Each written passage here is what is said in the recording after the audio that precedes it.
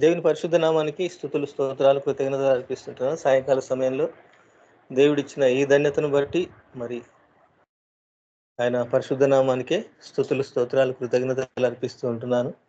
మరి దేవుడు మిమ్మల్ని మీ కుటుంబాలను దీవించి ఆశీర్వదించును గాక. మనము స్కైప్ ఆరాధనను మరి స్టార్ట్ చేసుకుందాం ప్రార్థన ద్వారా. ఎందుకంటే లోకంలో ఆయన ఒక్కడే నమ్మదగిన దేవుడు, మనుషులు ఎవరు నమ్మదగిన వారు కారు. అందుకని ఈ ప్రార్థన ద్వారా మరి ఈ స్కైప్ ఆరాధన స్టార్ట్ చేసుకుందాం. స్వరజన ప్రైజ్ రాడ్.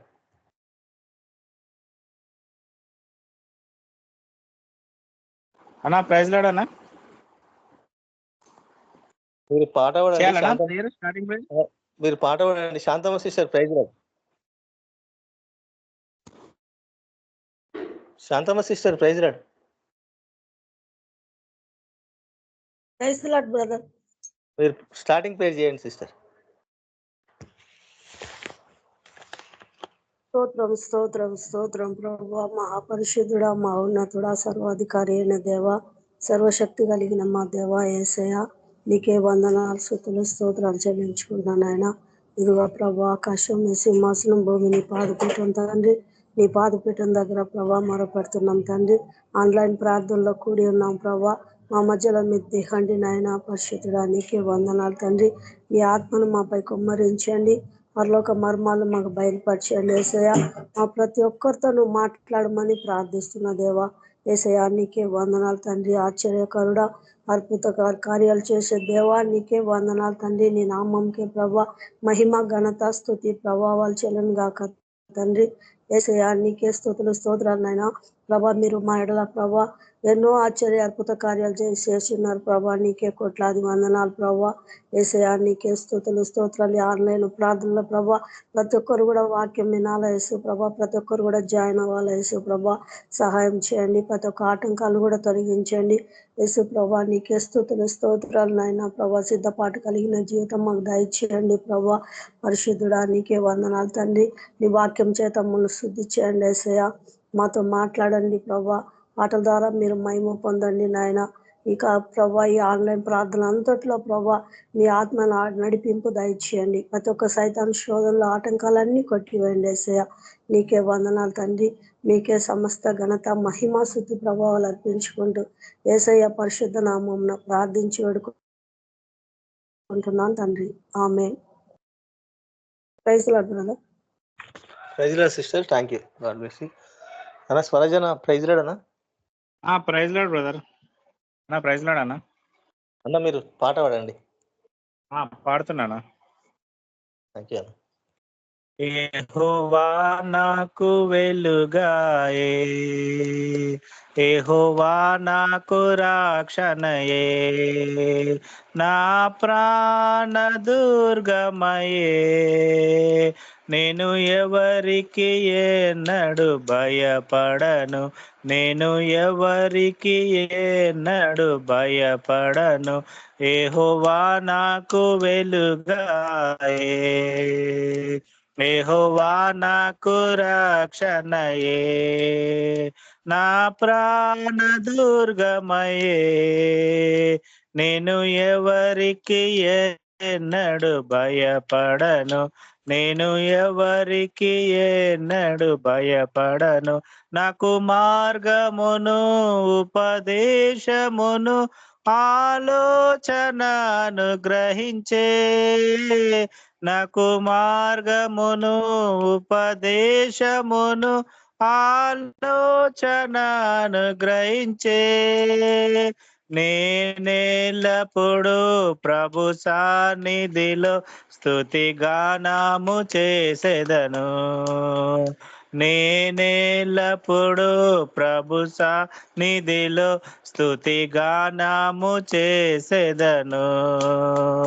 యెహోవా నాకు వెలుగాయే, యెహోవా నాకు రక్షణయే, నా ప్రాణ దుర్గమయే, నేను ఎవరికి ఎవరికి ఏనడు భయపడను, నేను ఎవరికి ఏనడు భయపడను.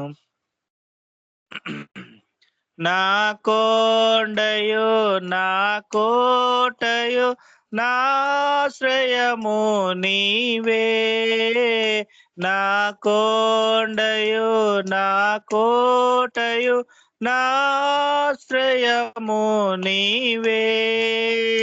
నేనెల్లప్పుడు ప్రభు సన్నిధిలో స్తుతిగానము చేసెదను, నేనెల్లప్పుడు ప్రభు సన్నిధిలో స్తుతిగానము చేసెదను. యెహోవా నాకు వెలుగాయే, యెహోవా నాకు రక్షణయే, నా ప్రాణ దుర్గమయే, నేను ఎవరికి ఏనడు భయపడను, నేను ఎవరికి ఏనడు భయపడను. నా తల్లియో నా తండ్రియో ఒకవేళ విడచినను, నా తల్లియో నా తండ్రియో ఒకవేళ విడచినను, ఆపత్కాలములో చెయ్యి విడువకను యెహోవా నన్ను చెరదీయును, ఆపత్కాలములో చెయ్యి విడువకను యెహోవా నన్ను చెరదీయును.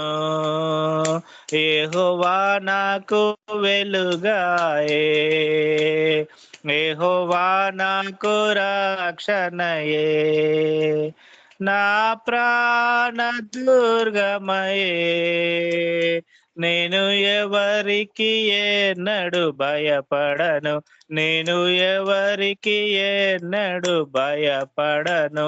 యెహోవా నాకు వెలుగాయే, యెహోవా నాకు రక్షణయే, నా ప్రాణ దుర్గమయే, నేను ఎవరికి ఏనడు భయపడను, నేను ఎవరికి ఏనడు భయపడను. హల్లెలూయా. థ్యాంక్ యూ సో మచ్ అన్న. Praise Lord. Praise Lord brother, God bless you. Thank you అన్న. Deepa sister, praise Lord sister.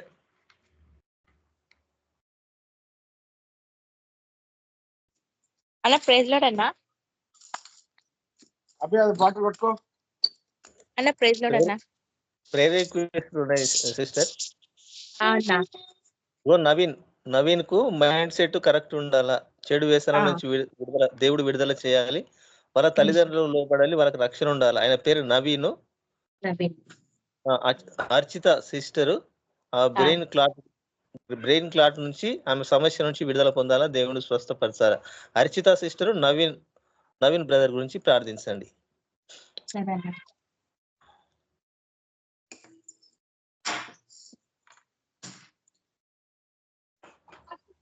ఒక్క నిమిషము.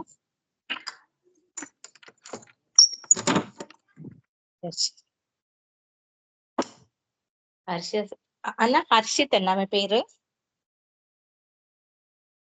Harshita Naveen. Harshitha sister brain clot నుంచి నవీన్. ఆయననేమో డ్రింకింగ్ నుంచి ఇంకా ఫ్యామిలీ రక్షణ రావాలి. మైండ్ సెట్ కరెక్ట్ ఉండాలి సిస్టర్, తల్లిదండ్రులకు లోబడి ఉండాలి, సరే చెడు వ్యసనం నుంచి విడుదల కలగాలి నవీన్ కు. ఓకే అన్న, చేశాన్నా.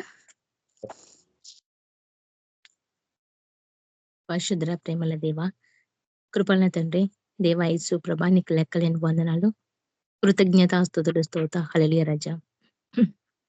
పరిశుద్ధ ఒక సర్వశక్తిమంతుడా, సర్వాధికారి, నీకు వందనాలు ప్రభా.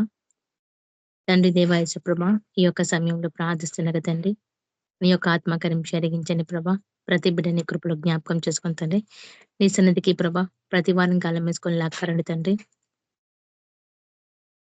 నీకే వందనాలు ప్రభా. దేవ యేసు ప్రభా, అదే విషయంగా ప్రభా మరి ప్రేయర్ రిక్వెస్ట్ ప్రభా నీ సన్నిధికి తీసుకొస్తున్నా తండ్రి.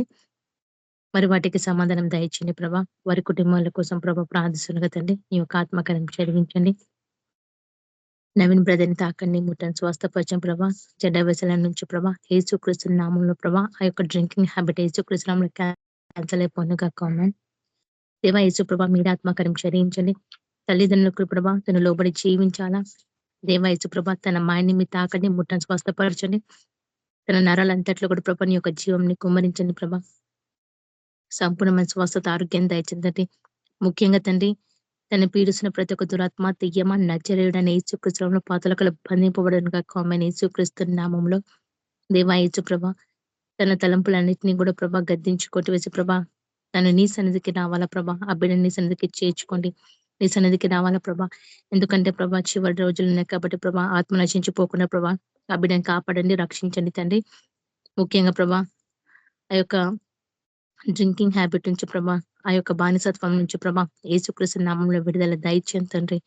దేవా యేసు ప్రభా బిడ్డని సన్నిధికి చేర్చుకొని నడిపించండి ప్రభా. అదే రీతిగా ప్రభా అజిత సిస్టర్ విషయంలో ప్రార్థిస్తున్నగా తండ్రి మీ యొక్క ఆత్మకార్యం జరిగించండి. ఆ బిడ్డకి ప్రభా బ్రెయిన్ లో ఉన్న ఆ యొక్క బ్రెయిన్ ట్యూమర్ నుంచి ప్రభా మీ తాకి ముడి స్వస్థపరచండి. ఆ యొక్క బ్రెయిన్ క్యాన్సర్ నుంచి విడుదల దయచేయండి తండ్రి. దేవా యేసు ప్రభా ఆ బిడ్డ ప్రతి నరలో ప్రతి ఒక్క ఎముకలలో ప్రభా నీ యొక్క జీవంని కుమరించి ఆ బిడ్డకి సంపూర్ణమైన స్వస్థత ఆరోగ్యాన్ని దయచేయండి తండ్రి. దేవా యేసు ప్రభా ఆ బిడ్డ పరిస్థితి ప్రభా చాలా ఘోరమైన పరిస్థితిలో ఉంది తండ్రి. నీ కృపలో జ్ఞాపకం చేసుకుని తన బిడ్డకి ప్రభా అవకాశము అనుగ్రహించండి ప్రభా, దయచేయండి ప్రభా. ఏసయ్య ఆ బిడ్డ బ్రెయిన్ ని మీ తాకండి, ముట్టని స్వస్థపరచండి. ఆ బిడ్డ చిత్తపిదములన్నింటినీ క్షమించండి ప్రభా. ఆ బిడ్డ ప్రతి పాపము క్షమించండి తండ్రి. ఆ బిడ్డ రక్షణలోకి నడిపించుకోండి ఏసయ్య. ఆ కుటుంబం అంతా కూడా ప్రభా ఎంత బాధ వేదన దుఃఖం చేత ఉన్నారో ప్రభా వాటన్నిటి నుంచి విడుదల దయచేసి తండ్రి. ఆ బిడ్డకి ప్రభా జీవం పొడిగించండి. ఆ బిడ్డకి బాగు చేయండి తండ్రి. ఆ బ్రెయిన్ ట్యూమర్ నుంచి విడుదల దయచేయండి తండ్రి. ఆ బిడ్డకి సంపూర్ణమైన స్వస్థత ఆరోగ్యాన్ని దయచేయండి తండ్రి. దేవా వీరిద్దరిని కూడా ప్రభా నీ కృపలో జ్ఞాపకం చేసుకుని ప్రభా సాక్షిని నిలబెట్టమని యేసుక్రీస్తు నామంలో ప్రార్థిస్తున్నాం తండ్రి. ఆమేన్. Praise Lord sister. Thank you sister. ఇంకా ప్రేయర్ రిక్వెస్ట్ లో సుందర్రావు బ్రదర్ ఎలిసమ్మ కంటి చూపు దేవుడు స్వస్థపరిచినందుకు దేవునికి వందనాలు. సుందర్రావు బ్రదర్ ఆరోగ్యం మంచిగా ఉండాలి, వాళ్ళ కుటుంబంలో సమాధానం ఉండాలి. రేణుకా సిస్టర్, యాదగిరి బ్రదర్, ఈ నలుగురు గురించి ప్రైజ్ లార్డ్ కేతని సిస్టర్. ప్రైజ్ లార్డ్ అన్న. Praise Lord sister. Sundarrao Elisamma, Sundarrao brother గారు వాళ్ళ ఎలిసమ్మ కంటి చూపు గురించి, రేణుకా సిస్టర్ యాదగిరి గురించి బ్రదర్ గురించి. ఓకే చేస్తాను. స్తోత్రం నైనా పరిశుద్ధుడా, మహిమోన్నతుడా, సర్వశక్తి మంతుడా, జీవంగల తండ్రి నీకే వందనములు నాయనా.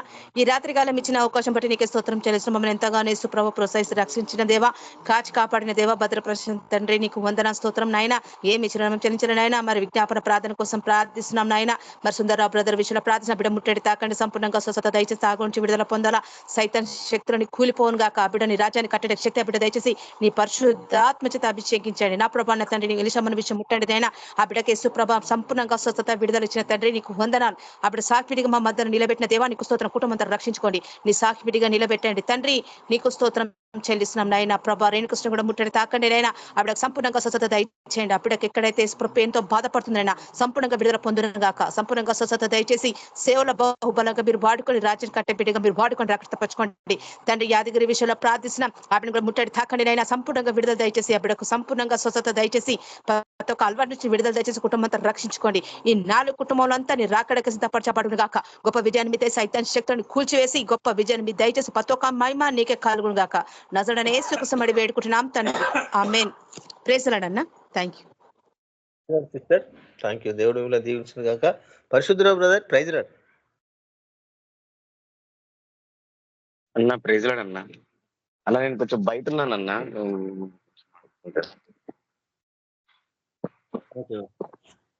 Dilip brother, praise Lord. ఒక పాట పాడండి బ్రదర్. సరే అన్న. Praise lord.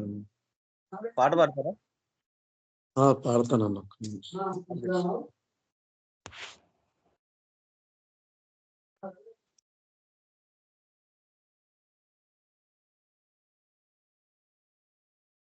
పాడతాను, ఒక్క నిమిషం అన్న.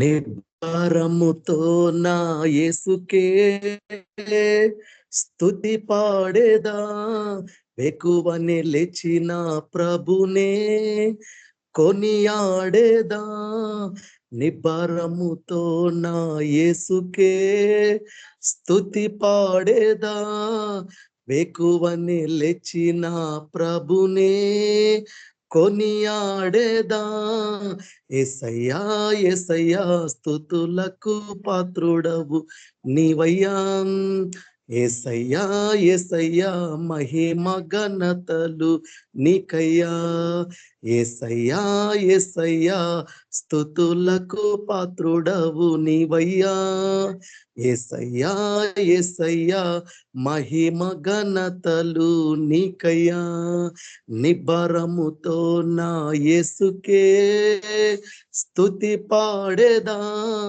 వేకువని లేచిన ప్రభునే కొనియాడేదా నిబ్బరముతో నా యేసుకే స్తుతి పాడేదా వేకువని లేచిన ప్రభునే కొనియాడేదా యేసయ్యా యేసయ్యా స్తుతులకు పాత్రుడవు నీవయ్యా యేసయ్యా యేసయ్యా మహిమ ఘనతలు నీకయ్యా యేసయ్యా యేసయ్యా స్తుతులకు పాత్రుడవు నీవయ్యా యేసయ్యా యేసయ్యా మహిమ ఘనతలు నీకయ్యా నిబ్బరముతో నా యేసుకే స్తుతి పాడేదా వేకువని లేచిన ప్రభునే కొనియాడేదా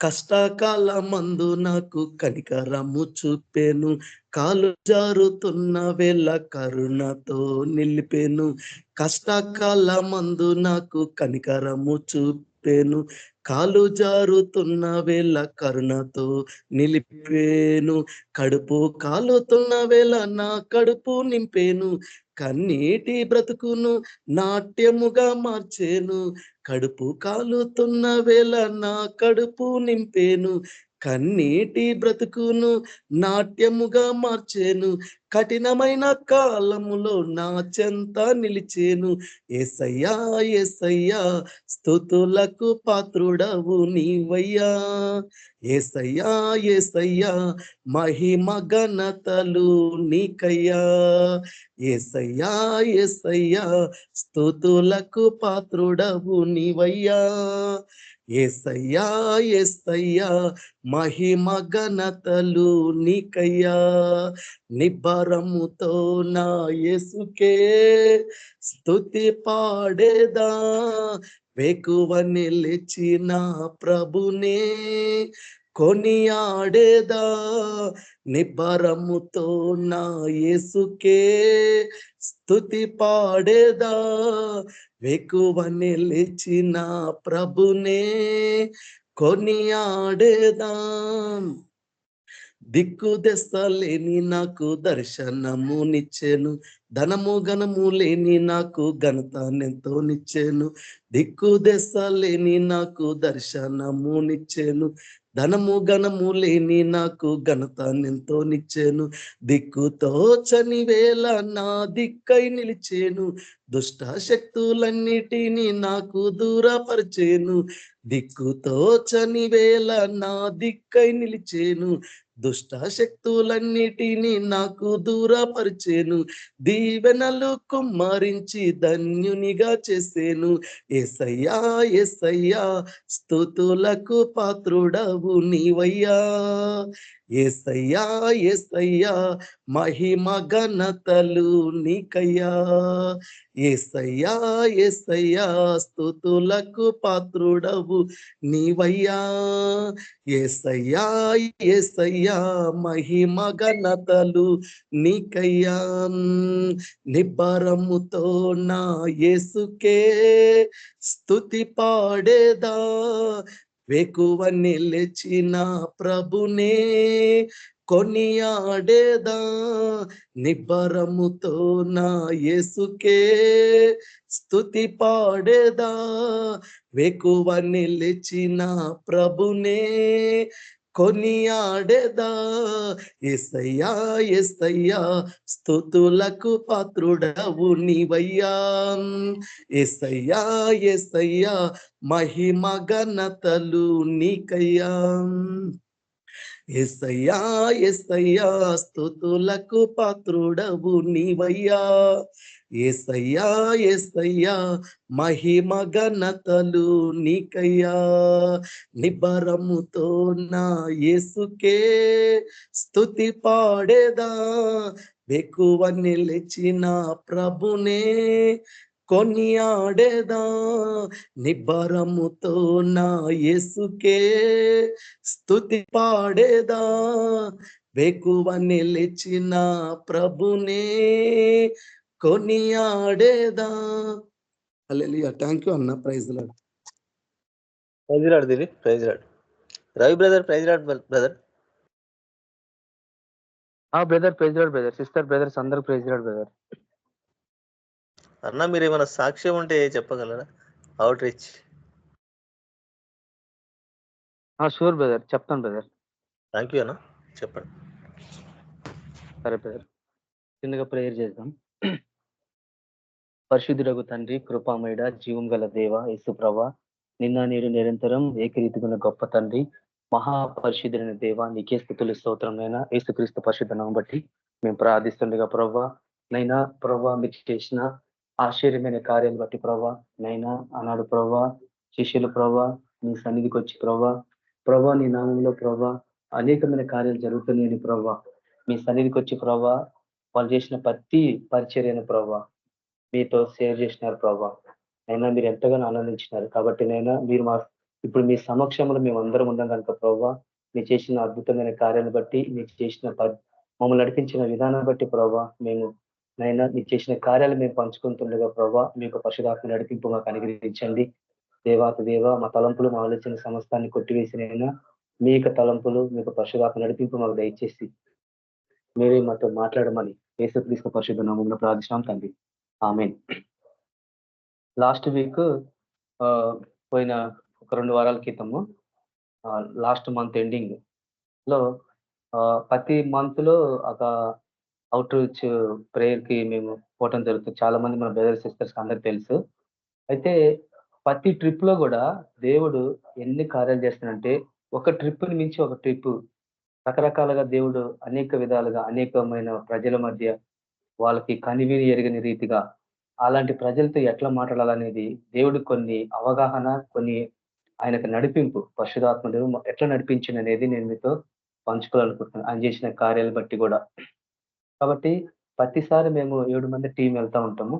అందులో యాక్చువల్లీ అది మంది అవుట్ రీచ్ గ్రూప్ అంటే అది వేరే గ్రూప్ అది. కాబట్టి మనల్ని ఇన్వైట్ చేశారు మన చంద్రశేఖర్ అని నన్ను. కాబట్టి వాళ్ళకు సపోర్టింగ్ గా దేవుడు ఎందుకు అక్కడ నడిపిస్తున్నది మాకు అర్థమైంది కొంతకాలానికి. కాబట్టి ఆ రీతిగా మేమంతా పరిచయకి వెళ్తున్నప్పుడు లాస్ట్ మంత్ లో కొన్ని విశేషమైన కార్యాలు జరిగినాయి. ఏంటంటే యాక్చువల్లీ ఫస్ట్ మేము ప్లాన్ చేసింది శ్రీశైలము అటు ఒక ఏమంటారు అది చెంచు తెగ సంబంధించిన అనమాట. అంటే నల్లమల ఫారెస్ట్. అయితే అక్కడ భయన్ అని ఒక బ్రదర్ ఉంటాడు. చాలా భారం కలిగిన సేవకుడు. అడవి ప్రాంతాల్లో పరిచయం చేసేవాడు అనమాట ఆయన. అయితే ఆయన సార్ ఈసారి మీరు ఖచ్చితంగా మీరు రావాలి అంటే ప్రతిసారి పాస్టర్స్ కాన్ఫరెన్స్ తో పాటు ఇవన్నీ చేసేవాళ్ళము. కాబట్టి ఈసారి ఏంటంటే పాస్టర్స్ కాన్ఫరెన్స్ లేకుండా ప్రభు ఎట్లా నడిపించేది నేను చెప్తాను. అంత ఫుల్ గాస్పుల్ అనమాట. మొత్తం అందరికి పొలాల్లో ఉన్న వాళ్ళకి అక్కడ ఉన్న చాలా మందికి సువార్త చెప్పి ఈసారి చాలా మంది కనీసం 200-300 మంది పైనే సువార్త చెప్పినది ఈసారి. ఆయన నడిపించే విధానము అక్కడ ప్లాన్ చేసినప్పుడు ఆ బ్రదర్ ఫోన్ చేసినప్పుడు మేము అక్కడికి వెళ్ళాము. వెళ్ళిన తర్వాత అక్కడ ఏమైందంటే అక్కడ ఉండటానికి పరిస్థితులు అనుకూలించలేదు.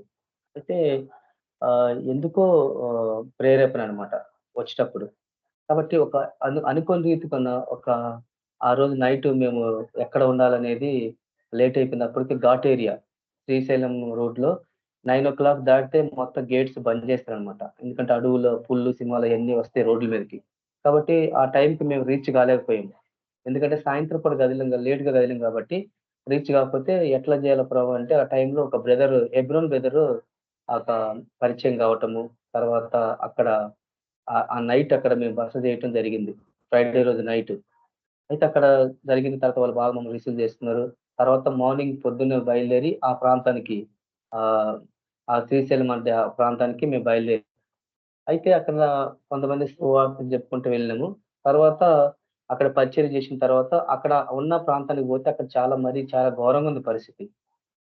చాలా ఇదిగా ఉంది. కాబట్టి ఎట్లా ఉండాలి ఇక్కడ అనేది ఒక ఆలోచన పడిపోయినామనమాట. తర్వాత ఏమనిపించింది, సరే ఎట్లా అని చెప్పంటే ఉన్న మినిస్ట్రీ ఏమో అటు సైడ్ ఉంది. దోర్నాల సైడ్ ఉంది. మేము ఉండేదేమో ఇటు సైడ్ ఉన్నాం. కాబట్టి ఇక్కడికి పోయి, అక్కడ పోయి మళ్ళీ సాయంత్రం ఇటు రావాలా పోవాలంటే చాలా కష్టమైద్ది కదా అని చెప్పి అందరూ ప్రార్థన చేస్తే దేవుడు ఒక తలంపు ఇచ్చిండు. సరే అక్కడ మినిస్ట్రీ ఉంది కాబట్టి మనం ఏం చేద్దామంటే ఇక్కడ వేకప్ చేసి ఖాళీ చేసి అక్కడికి వెళ్ళిపోదాం. అటు సైడ్ ఎక్కడన్నా చూద్దాం అన్నట్టుగా మన నైట్ ఒక హెబ్రోన్ బ్రదర్ దగ్గరికి పోయినాం కదా! అతన్ని కాంటాక్ట్ చేద్దామని ఒక ఆలోచన వచ్చింది. సరే అని చెప్పేసి ఇంకా మేము పోతే ఇంక అందరికి సువార్త ప్రకటించుకుంటూ అటు వెళ్తా ఉన్నప్పుడు సాయంత్రం అయిపోయింది. ఫస్ట్ రోజు ఎవరికైతే మేము ఎక్కడైతే మేము బస చేసినామో ఫ్రైడే రోజు నైట్ హైదరాబాద్ నుంచి బయలుదేరినప్పుడు ఆ బ్రదర్ ఫోన్ చేస్తుంటే అవుట్ ఆఫ్ కవరేజ్ అని వస్తుంది. ఎన్నిసార్లు ట్రై చేసినా గానీ అసలు ఏమి అర్థం కావట్లేదు. సరే ఆయన ఫోన్ కలవట్లేదు ఫస్ట్ ఆఫ్ ఆల్. ఏం చేయాలో ప్రభు అని ప్రార్థన చేసినాం అందరం కలిసి. అప్పుడు దేవుడు ఒక ద్వారం తెరిచిండు. ఇక్కడ మార్కాపురం దగ్గర ఆ ఊరి పేరు నాకు జ్ఞాపకం వస్తలేదు.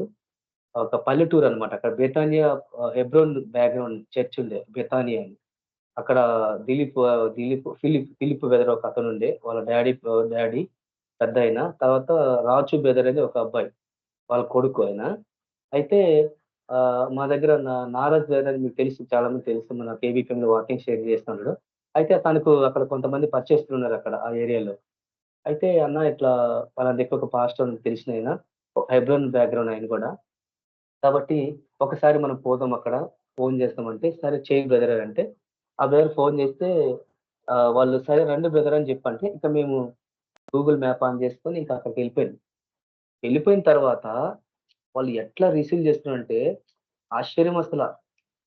మేము ఇన్ని సార్లు పోయినాం గానీ అంత ప్రేమ చూపించిన వాళ్ళు చాలా మంది చూపించారు. కానీ వీళ్ళు మటుకు మమ్మల్ని ఎట్లా చూసారంటే అసల ఎంతగా మాకు ఆతిథ్యం ఇచ్చారంటే "ఏం కావాలి సార్? ఏం కావాలి సార్?" అట్లా ఫుడ్ విషయంలో గానీ ప్రతిది "వద్దు మేము అన్ని తెచ్చుకున్నాం బ్రదర్" అంటే, "లేదు బ్రదర్ మీరు మా దగ్గరికొచ్చారు.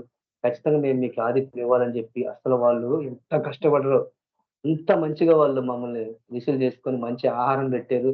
తర్వాత ఆ రోజు నైట్ వాళ్ళతో పాటు కొంతమంది సేవకులతో పాటు మేము సంభాషించటం, కొన్ని విషయాలు వాళ్ళకి చెప్పటం.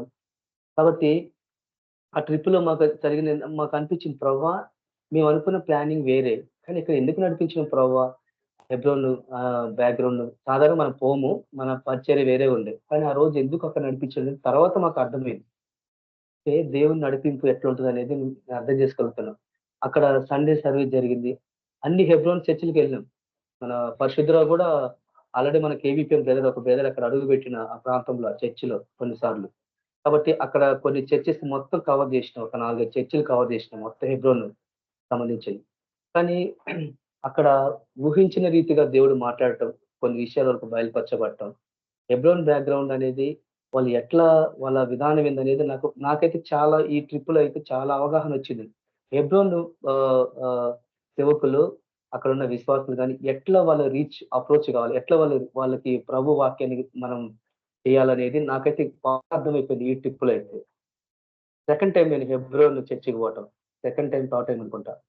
కానీ దేవుడు ఊహించని రీతిగా అందరిని, ప్రతి ఒక్కరిని మన చంద్రశేఖర్ బ్రదర్, మన తర్వాత మన శ్యామ్ బ్రదర్ ఇంకా మన గ్రూప్ అందరూ ఒక చర్చ్‌కెళ్ళిపోయారు. అందరూ డివైడ్ అయిపోయింది. 7 మంది 7 సంఘాలకెళ్ళిపోయినారు డివైడ్ అయిపోయి. అందరూ వెళ్ళిపోయిన తర్వాత అక్కడ దేవుడు బహుగా అందరిని వాడుకున్నాడు.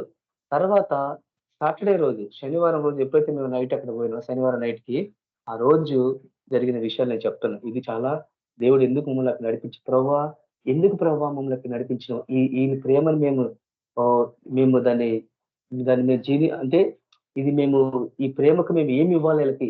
ప్రభా ఎందుకు నడిపించినావు ప్రభా అని అన్నప్పుడు దేవుడు ఒక విషయం బయలుపరిచింది ఏంటంటే, కొంతమంది సేవకులు అక్కడ హైదరాబాద్‌లో ఉన్నవారు, ఆ ఫ్యామిలీ మొత్తం హార్ట్ ప్రాబ్లమ్స్‌లో ఉన్నవాళ్ళు.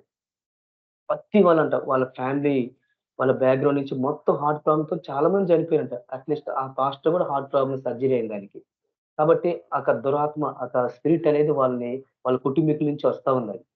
కాబట్టి ఆ రోజు సార్ మన చంద్రశేఖర్ సార్ మనం అందరం మేమిద్దరం కలిసి ఒక ఆమె చింత చెట్టు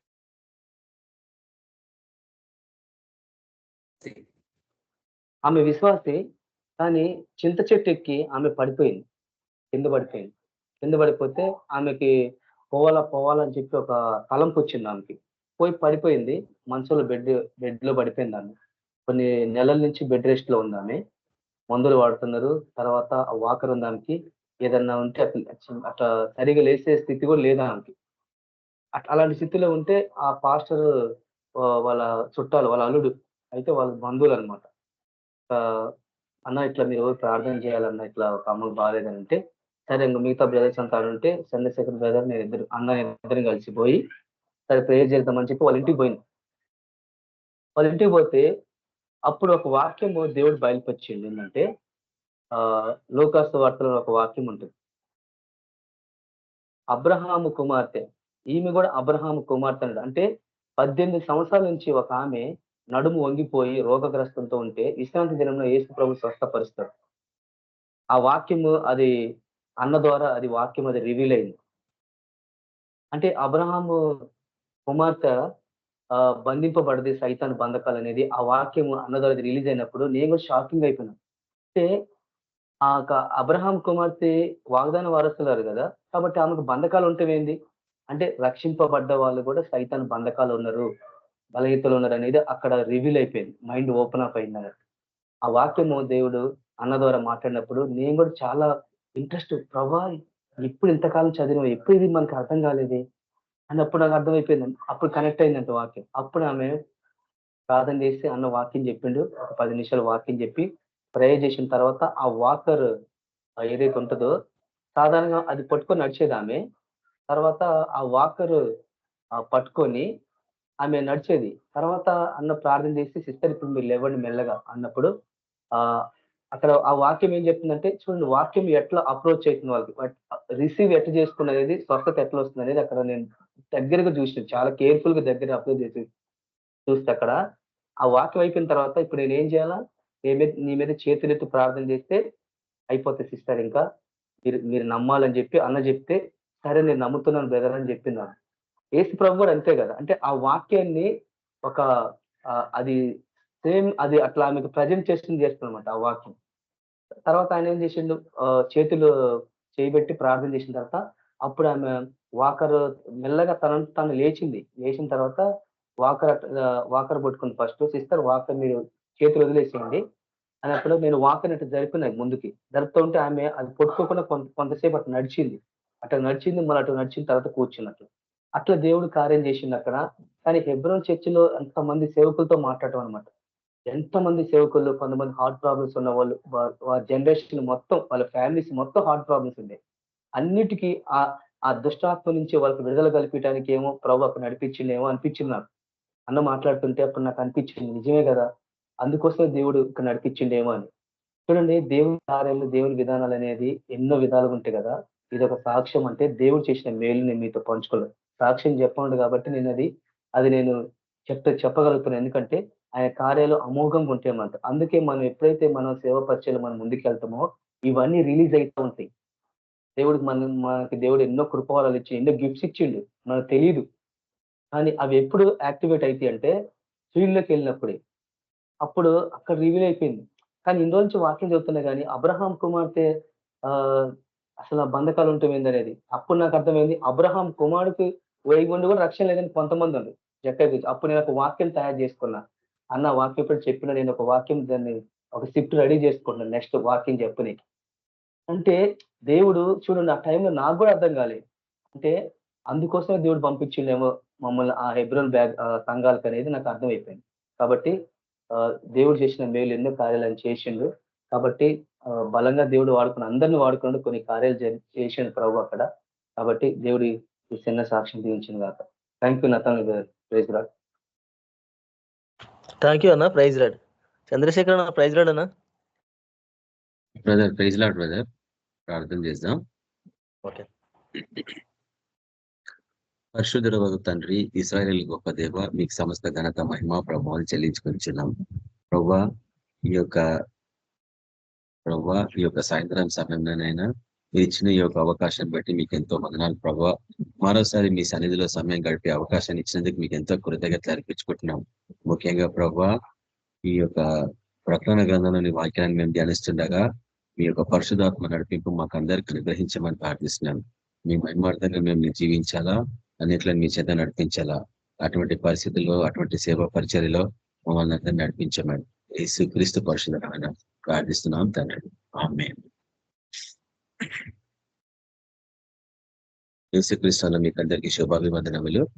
ఈరోజు తేదీ ఏప్రిల్ 6వ తేదీ 2025వ సంవత్సరం. మనం ఉంటుంది బబులోను కాలంలో అని బైబిల్ వాక్యం సెలవిస్తా ఉంది. ముఖ్యంగా ప్రకటన గ్రంథము 20వ అధ్యాయానికి వచ్చినప్పటికీ మనం చూస్తుంది ఏంటంటే దేవుడు ఏ రీతిగా తన బిడ్డల్ని పరిపాలన నడిపిస్తున్నది. అదే విధంగా ఈ రోజు మధ్యాహ్న కాలంలో కూడా ఒక సంఘంలో మనం చూస్తా ఉన్నాం. దానియేలు గ్రంథము 7వ అధ్యాయంలో కూడా అదే వాక్యాన్ని. కొంచెం ఒక్క నిమిషం ఆగండి.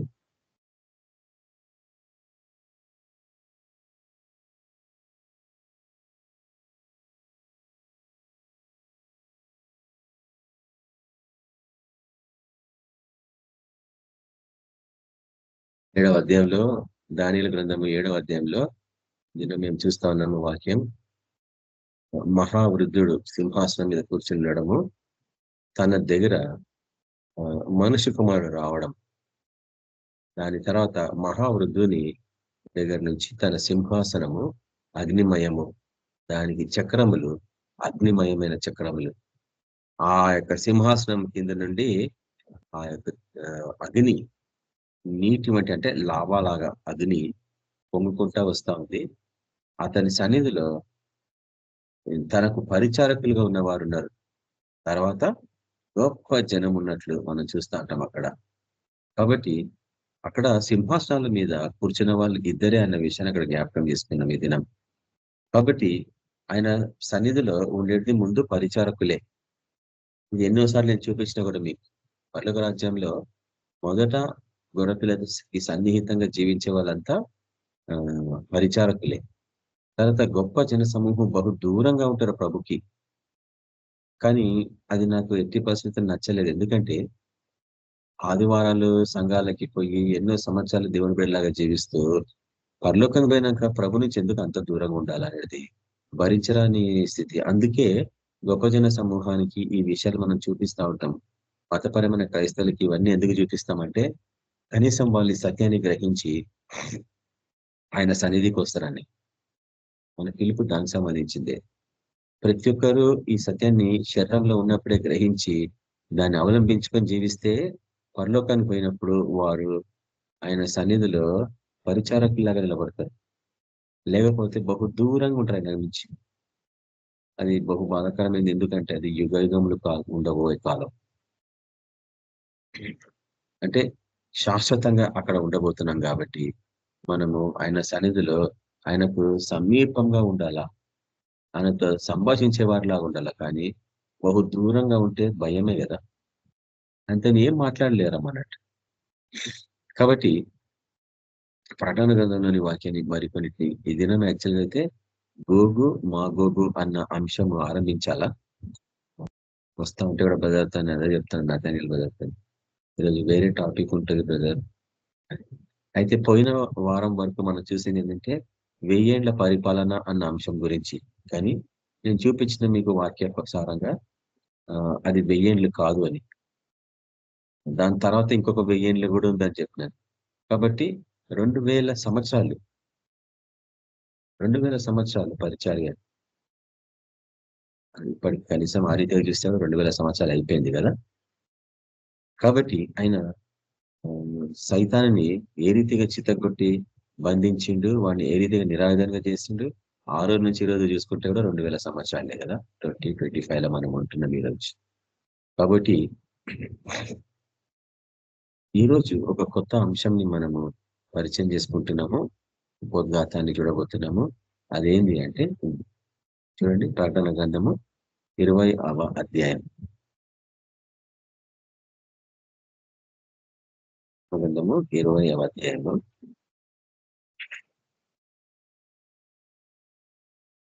5వ వచనంలో పోయిన వారం చూస్తా ఉన్నాం మనము. ఆ 1000 సంవత్సరములు గడిచే వరకు కడమ మృతులు బ్రతకలేదు. ఆ 1000 సంవత్సరములు గడిచే వరకు కడమ మృతులు బ్రతకలేదు. ఇదియే మొదటి పునరుద్ధానము. ఈ మొదటి పునరుద్ధానంలో పాలుగలవారు ధన్యులు, పరిశుద్ధులైన యందురు. చెప్పండి, ఎప్పుడు మొదటి పునరుద్ధానం జరిగింది? ఎవరైనా చెప్పగలరా? ఇవన్నీ ఆత్మీయ సత్యాలు. ఇవి ఎప్పుడైతే యేసు ప్రభుతో పాటు మనం మరణించి సమాధి చేయబడి తిరిగి లేచినామో అది మొదటి పునరుద్ధానం. అందులో పాలు గలవారు అందరూ ధన్యులు, పరిశుద్ధులు. అంటే 1,44,000 మందికి సంబంధించిన బోధ ఇది. ఇట్టి వారి మీద రెండో మరణమునకు అధికారం లేదు. మనము దాని మీద విజయం పొందిన వారం కాబట్టి దానికి మన మీద అధికారం లేదన్నట్టు. నువ్వు దాన్ని గద్దించచ్చు అన్నట్టు. ఎవరన్నా మరణాన్ని గద్దించగలరా? ఎందుకంటే మరణం అనేది ఒక దయ్యం. ఆయన చేతిలో ఒక ఘటం, అది ఘనహీనమైన ఘటం. ఒకనొక దినం మనం వీటిని బహుదీర్ఘంగా చూడబోతున్నాం. మరణము అనే ఒక దురాత్మని సాతానుడు ఎట్లా వాని ఆధీనంలోకి తీసుకుని నేను చూపిస్తా వాక్యం. ఒకప్పుడు లేకుండే వాని ఆధీనంలో, కానీ వాని ఆధీనంలోకి వచ్చింది ఆ ఆత్మలన్నీ. కాబట్టి ఇప్పుడు వాడు వాటన్నిటి మీద అధిపతిలాగా కూర్చున్నాడు, వాడు సింహాసనం వేసుకొని. అవి అతను చెప్పినట్లు వింటున్నాయన్నట్టు. కాబట్టి వాని నిరాధారిగా చేసినప్పుడు ఏం జరుగుతుందంటే ఇవి వాని ఆధీనంలో ఉండవు అన్నట్టు, వాని మాట వినవన్నట్టు. కాబట్టి ఇప్పుడు నువ్వు చెప్తే అవి నీ మాట వినాల్సిందే. ఎందుకంటే నీకు సమస్త సృష్టి మీద అధికారాన్ని ఇచ్చిండు అని మనం ఆదికాండము 1వ అధ్యాయము 26వ వచనంలో చూస్తాం. 26 నుంచి 28 వచనాల్లో. ఇప్పుడు చూడండి, ఇక్కడ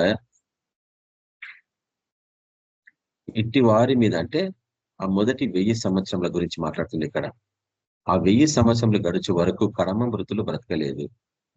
ఇదియే మొదటి పునరుద్ధానము. ఈ మొదటి పునరుద్ధానంలో పాల్గొలవారు ధన్యులను, పరిశుద్ధులైనరు. ఎప్పుడైతే ఆయన మరణ భూస్థాపన పునరుద్ధానంలో పొందినారో మీరే ఆ గుంపుకు సంబంధించిన వాళ్ళు అన్న విషయాన్ని జ్ఞాపకం చేస్తుంది. కానీ ఇట్టి వారి మీద రెండో మరణకు అధికారం లేదు. నేను ఎన్నిసార్లు మీకు చూపిస్తాడానికి వీల్లేదు అంటే ఇదే విషయం అన్నట్టు, ఇదే వాక్యం అన్నట్టు. తర్వాత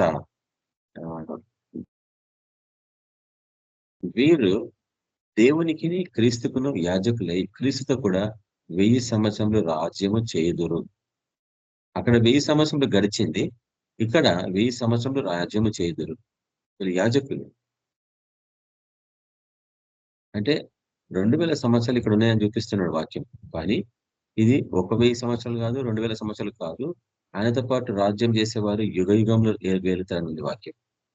కానీ ఉపమారీతిగా చెప్పబడ్డాయి ఇవన్నీ. 1000 సంవత్సరాలు అంటే ఒక ఇంచుమించు ఒక లెక్క అన్నట్టు, కొంత కాలము అని చెప్పడం అన్నట్టు. అయితే ఆ 1000 సంవత్సరాలు గడిచిన తర్వాత సాతాను తానున్న చెరల నుండి విడిపింపబడును. ఎందుకు చూడండి, ఇప్పుడు 8వ వచనంలో సైతానుకి దేవుడు ఒక పని అప్పగించిండు అనేసి నేను మీకు ఎన్నిసార్లు చూపిస్తానని పాత నిబంధన కాలం నుంచి. మొదటిదిగా ఐగుప్తులో తొలిచూలు మరణానికి గురి కావడం, మృత్యువు ఎవరింట్లో పోతే ఆ ఇంట్లో ఉన్న మొదటి బిడ్డ చనిపోవాల్సిందే. కాబట్టి దేవుని చేతిలో అది ఒక ఘనహీనమైన సాధనంగా వాడబడింది ఆ ఆత్మ, మృత్యు అనే ఆత్మ. తర్వాత ఆహాబు యుద్ధానికి పోయి మరణించేలాగానే ఎవరో ప్రేరేపిస్తారు? అదే ఆత్మ చిల్లబడి ఆయన సన్నిధిలో నన్ను పంపి నేను వాడిపై చనిపోయేటట్టు చేస్తా. అట్లా అనేక పర్యాయాలు ముఖ్యంగా మనం చూస్తాము.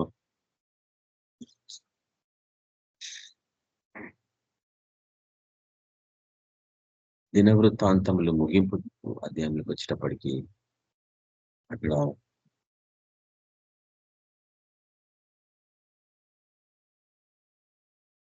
మికాయా, సిద్కియా ఇద్దరు ప్రవక్తలు ఎదుర్కొంటారు ఒకరినొకరు.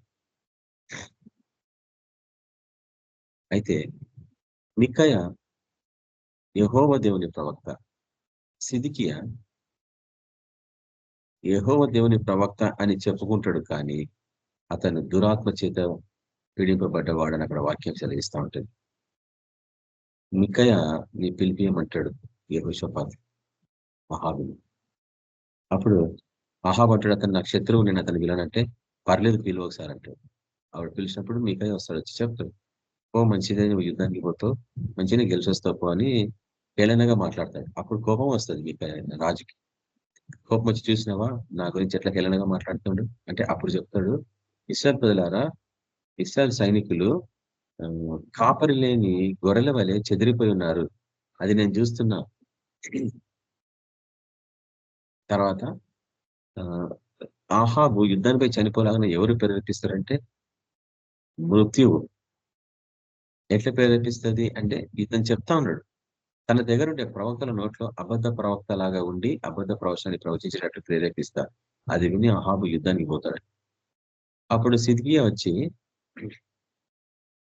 మికయా చెంప మీద కొడతాడు. మికయా చెంప మీద కొట్టినప్పుడు ఏం జరుగుతుంది? మికయా చెంప మీద కొట్టి, నా మీద ఉన్న ఆత్మ ఎక్కడికి పోయిందో చూసినావా అంటాడు. అప్పుడు మికయా అంటాడు, కొంచెం కాలం ఆగు, నువ్వు గదిలో దాచుకుంటావు, ఎవడో ఇంటి గదిలో దాచుకుంటావు యుద్ధం సమయంలో, ఎవడో వచ్చి నేను చంపుతాడు, అప్పుడు గుర్తుపడతావు. అప్పుడు అహాబుతో అంటాడు, ఇది నెరవేరకపోతే నేను యెహోవా దేవుని ప్రవక్తనే కాదంటాడు మికయా. అంటే అంత గ్యారెంటీగా చెప్పగలుగుతుంది. కానీ అహాబు దగ్గర ఉండే యాజకుడైన సిద్కియా, తన దగ్గర ఉండే ప్రవక్తలు అందరూ మోసపోయినారు. అంటే మోసపుచ్చు ఆత్మ వారిలోకి దూరింది అన్న విషయాన్ని జ్ఞాపకం చేస్తున్నాడు. ఇది ఎట్లా సాధ్యం చూడండి, ఇది ఎట్లా సాధ్యం అంటే చూడండి 7వ వచనం, 1000 సంవత్సరములు గడిచిన తర్వాత సాతాను తనున్న చెరల నుండి విడిపింపబడును. ఎందుకు? వాడిని ఒక సాధనంగా వాడుకుంటున్న దేవుడు ఒక పని కొరకు. మొదటి నుంచి 8వ వచనం, భూమి నలు దిశల నుండి జనములను, అంటే ప్రపంచమంతటా జనములను లెక్కకు సముద్రపు ఇసుక వలె ఉన్న గోగు మాగోగు అను వారిని. అంటే ఇది ఒక గుంపు, మనకు తెలుసు, బహు సునాయాసం ఇది. నేను ఎన్ని సంవత్సరాలు, దగ్గర 40 సంవత్సరాలు, అంటే ఆల్మోస్ట్ నేను 10th క్లాస్ లో ఉన్న కొంచెం చదువుతున్న ఈ వాక్యాలు, గోగు మాగోగు అనే గుంపుల గురించి. సరే, ఆ రోజులలో చదివిన పుస్తకాలలో మటుకు గోగు మాగోగు అంటే ఈ రెండు దేశాలన్నీ జ్ఞాపకం చేస్తుంటారు. గోగు అంటే జార్జియా అని, మాగోగు అంటే మాస్కో అని, అట్లా కొంతమంది చెప్తుంటే విన్నా నేను. కానీ ఎప్పుడైతే ప్రభు జేమ్స్ స్ట్రాంగ్ నంబర్స్ విధానాలు నేర్పించుంటే మనకి అవి బహు సున్యాసంగా అర్థమైపోతున్నాయి మనకి. ఈ గోగు మాగోగు అనేవారు ఎవరనేది ఈరోజు నేను కొంచెం క్లుప్తంగా మీకు చూపించేసి వచ్చే వారము మరి విశేషంగా అందులోకి వెళ్ళిపోతాం మనం. అయితే గోగు మాగోగు అను వారిని మోసపరిచి, అంటే ఇసుక వలె, ఇసుక లెక్కకు సముద్రపు ఇసుక, ఈ 2 విషయాలు అర్థం చేసుకోండి సూచనలు. లెక్కకు అంటే లెక్క పెట్టలేనంత, ఎవరు వీళ్ళు? సముద్రపు ఇసుక, అంటే సముద్రపు దరిలో ఉన్న ఇసుక, అంటే సముద్రానికి, సముద్రపు జీవానికి అలవాటు పడ్డ వాళ్ళు వీళ్ళందరూ. ఉపమాన రీతిగా చెప్పాలంటే సముద్రము దేనికి సాదృశ్యము? ఆ నీటి ఆత్మలకి సాదృశ్యం. మోసపుచ్చు ఆత్మలు అవి యెజబెలు టైప్ ఆత్మలు అన్నట్టు. బహు అపవిత్రమైన ఆత్మలు, మరీ కఠినమైన ఆత్మలు సముద్రానికి సంబంధించినవి.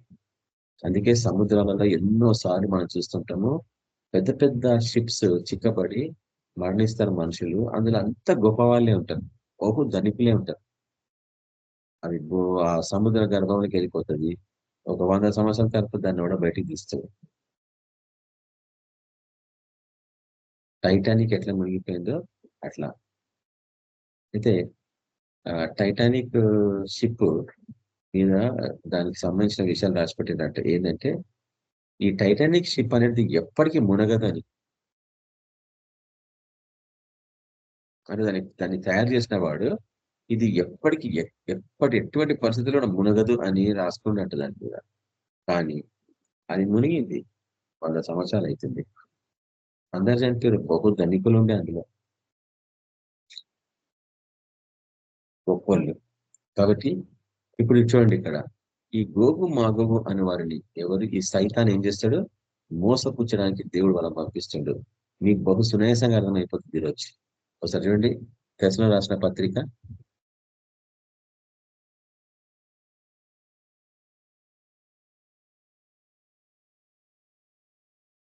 2వ తెస్సలోనికీయులకు రాసిన పత్రిక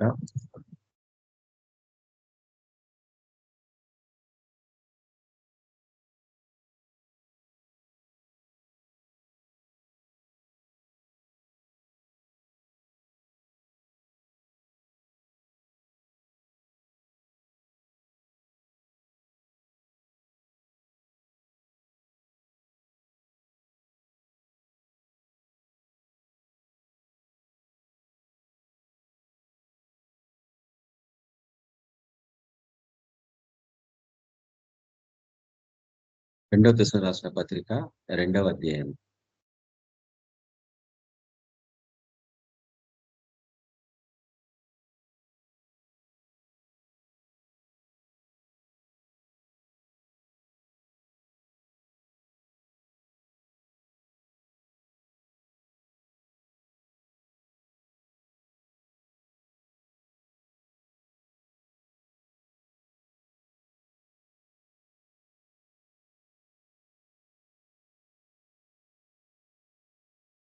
మూడవ వచనంలో చూస్తున్నాం మనము. ఆయన రాకడానికి సంబంధించిన వాళ్ళ విషయాలు ఇక్కడ రాయబడ్డాయి. మీరు త్వరపడి చంచల మనస్కులు కాకుండా వలననియో, బెదరకుండా వలననియో, మన ప్రభువైన యేసుక్రీస్తు రాకడను బట్టి మనము ఆయన యొద్ద కూడుకొనుటను బట్టి మిమ్మల్ని వేడుకొంచున్నాము. మొదట భ్రష్టత్వము అంటే లాలెస్నెస్ అంటాం. లాలెస్నెస్ అంటే ఎక్కడ కూడా న్యాయము విధానాలు కనిపించవున్నాయి. ఎక్కడ చూసినా అన్యాయమే ఉంటది. ఇప్పుడు బాగా అర్థం చేసుకుంటే ప్రపంచం అంతటా అన్యాయమే జరుగుతుంది.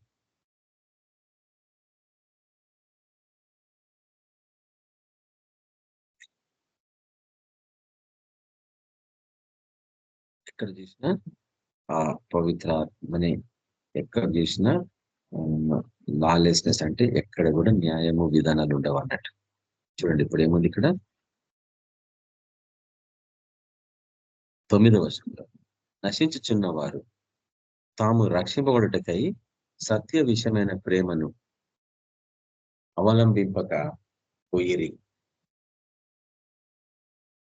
నశించుచున్న వారు తాము రక్షింపబడుటకై సత్య విషయమైన ప్రేమను అవలంబింపకపోయిరి గనుక వారి రాక అబద్ధ విషయమైన సమస్త బలంతోనూ, నానా విధమైన సూచక్రియలతోనూ, మహత్కార్యములతోనూ, దుర్నీతిని పుట్టించే సమస్త మోసంతోనూ నశించుచున్న వారిలో సాతాను కనపరచు బలమును అనుసరించి ఉండెను.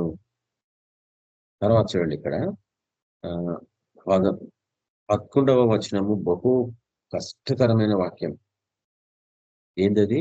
ఇందుచేత సత్యంను నమ్మక దుర్నీతి యందు అభిలాష గల వారందరినూ శిక్షా విధి పొందుటకై అబద్ధమును నమ్మునట్లు మోసము చేయు శక్తిని దేవుడు వారికి పంపుచున్నాడు.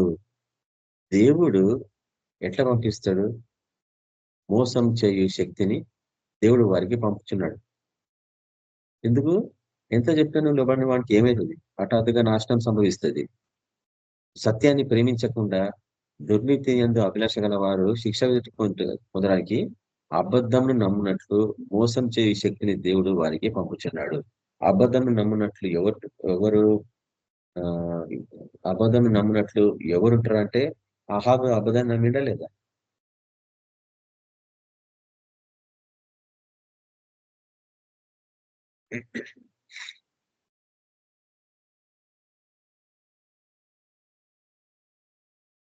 అందరూ దగ్గర దగ్గర 300 మంది ప్రవక్తలు, సిద్కియా శిష్యులు అందరూ సిద్కియా ఎప్పుడైతే ప్రవచించిండో ఈ ఇనుప కొమ్ములతో నువ్వు సిరియా దేశపు రాజుని పొడిచి చంపుతావని వీళ్ళందరూ సేమ్ పాట పాడుతున్నారు.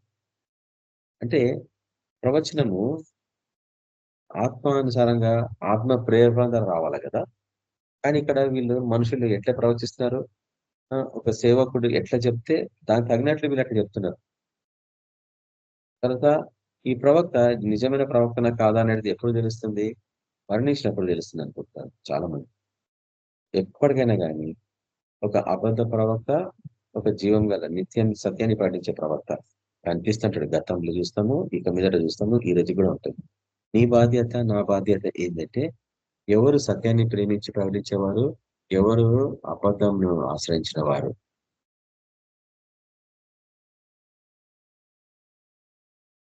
సత్యను నమ్మక వాడి సొంత తలంపులను ఉపయోగించిన వాడు వీడు. అటువంటి వాడికి మరీ అబద్ధంను నమ్మేటట్లు మోసం చేయ శక్తిని పంపిస్తాడు. అంటే మోసం అంటే నీకు తెలుసు, అబద్ధాన్ని ప్రకటించేవాడు, అబద్ధానికి జనకుడు వాడు. అంటే సైతాన్ని దేవుడు వాళ్ళ దగ్గర పంపిస్తున్నాడు, వారి అబద్ధాన్ని నమ్మేటట్లు. అంటే సైతాను దేవుని చేతిలో ఒక ఘనహీనమైన ఘట్టంలాగా వాడబడుతున్నాడు. వాడు ఎవరైతే దేవునికి విరుద్ధంగా ఉంటారో, అవిధేయత చూపిస్తారో వాళ్ళని శిక్షించడం కొరకు దేవుడు సాతానుని వాడుకుంటున్నాడు అన్న విషయం ఇక్కడ మనం చూస్తున్నాం. కాబట్టి ఇక్కడ ప్రకటన గ్రంథంలో కూడా మనం అదే చూస్తా ఉన్నాం. ఏంటంటే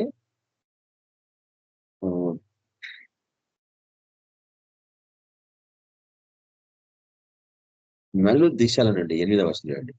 భూమి నలు దిశల నందు జనములను లెక్కకు సముద్రపు ఇసుక వలె ఉన్న గోగు మాగోగు అను వారిని మోసపరిచి వారిని యుద్ధంనకు పోగు చేయటకై వాడు బయలుదేరను. మనం ఆల్రెడీ యుద్ధాల గురించి ఉంటున్నాం ప్రపంచం అంతట. ఈరోజు ఇది ప్రకృతి సహజంగా నేను చెప్పండి, కానీ ఇది ఆత్మీయమైనదని మనం అర్థం చేసుకున్నాం. ఎందుకంటే గోగు ఎవరు, మా గోగు ఎవరని నీకు తెలవాలా. అయితే చూడండి ఒకసారి, ఆది కాండంలో ఫస్ట్ టైం మనం చూస్తాము ఇక్కడ ఈ గోగు అనేవాడు ఎవడనేది.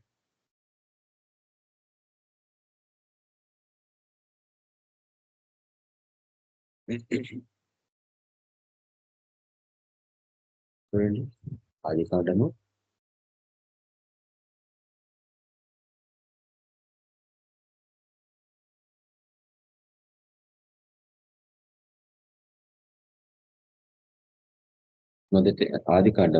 10వ అధ్యాయం.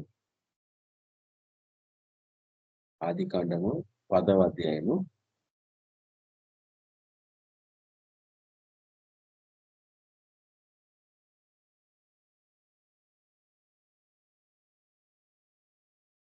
2వ వచనం. యాపెతు కుమారులు గోమెరు, మాగోగు, మదాయి, యావాను, తూబాలు, మెషెకు, తిరసు అనువారు. అంటే నోవాహు 3వ కుమారుడు అంటే నోవాహు యొక్క మనుమడు అన్నట్టు. ఎవరు? మాగోగు. మీరు దీన్ని అర్థం చేసుకోవాల్సింది ఏంటంటే యాపెతు ఎవరు? 3వ కుమారుడు. మోషేకి 3 కుమారులు. 2వ వాడు హాము, 3వ వాడు యాపెతు. హాము చేసిన పాపం నేను ఓపెన్గా ఎప్పుడు చెప్పలేను, అది ఎప్పటికూడా చెప్పలేను.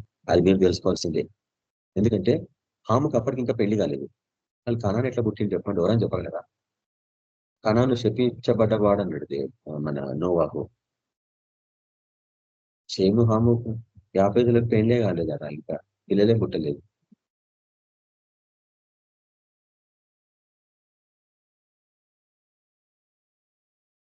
ఎందుకంటే వాళ్ళు ఆ 8 మంది ఓడలో ఉన్నప్పుడు వాళ్ళు ఇంకా ఏమంటాము, ఈ యొక్క దేవుడు వచ్చి తలుపు తెరిసేంత వరకు ఎవరిని కలుసుకోకూడదు వీల్లేదని చెప్పింది. కానీ బయటకు వచ్చినాక కనాను ఎట్లా పుట్టిండు?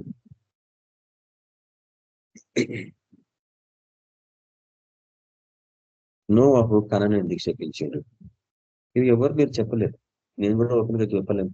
నాకు తెలుసు అది, కానీ నేను ఓపెన్ గా చెప్పలేను. మీరు తెలుసుకోవాల్సింది ఏంటంటే కొన్ని క్లూస్ ఇచ్చేసాను నేను మీకు గతంలో.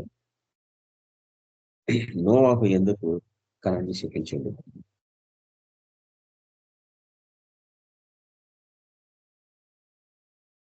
అంటే కనాను పుట్టిందే అపవిత్రమైన విధానంతో.